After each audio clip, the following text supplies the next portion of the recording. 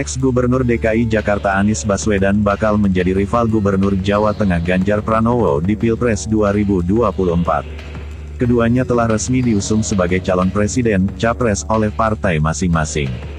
Anies dari Koalisi Perubahan yang berisi Demokrat, PKS, dan Nasdem, sedangkan Ganjar dari PDIP. Gebrakan Anies pasca pengumuman Ganjar sebagai capres PDIP sudah mulai terlihat dari pergerakannya menemui pihak-pihak dari koalisi yang mendukungnya. Ganjar resmi jadi capres PDIP.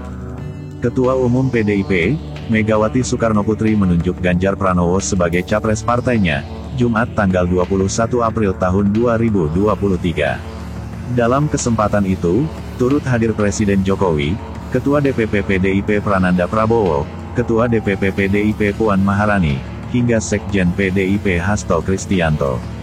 Menetapkan saudara Ganjar Pranowo, sekarang adalah Gubernur Jawa Tengah, sebagai kader dan petugas partai untuk ditingkatkan penugasannya sebagai calon Presiden Republik Indonesia dari PDIP, ucap Megawati di Istana Batu Tulis, Bogor.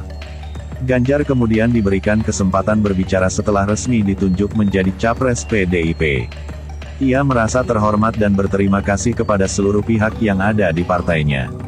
Ia lantas meminta dukungan, kritik serta saran untuk menguatkan keputusan tersebut.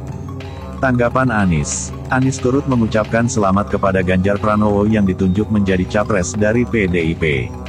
Ia meyakini Gubernur Jawa Tengah itu mampu mengemban tugasnya. Ia juga berharap adanya kematangan demokrasi setelah keputusan tersebut diumumkan. Saya ucapkan selamat kepada Pak Ganjar, insya Allah amanah yang diemban bisa dibawa dengan baik. Semoga ini akan terus membuat demokrasi kita makin matang, kata Anies usai melaksanakan salat Idul Fitri di Masjid Istiqlal, Jakarta, Sabtu, tanggal 22 April tahun 2023. Bergerak bertemu AHY, SBY, dan PKS. Usai ditetapkannya Ganjar sebagai capres dari PDIP, Anies terlihat memulai pergerakan. Ia diketahui menemui anggota Koalisi Perubahan, Partai Demokrat, dan PKS.